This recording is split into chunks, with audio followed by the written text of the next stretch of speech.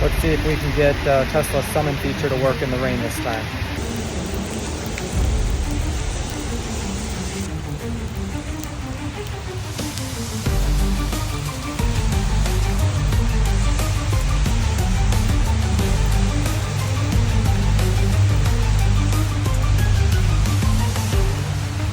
Working perfectly.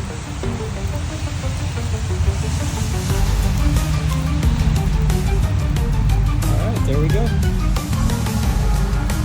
Ta-da! Worked perfectly this time in the rain. All right, guys, so as you saw, the car pulled up and picked me up using the Tesla Summon feature.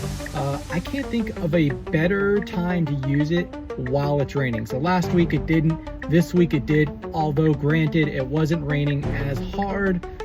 It's still a plus. Catch you in the next one.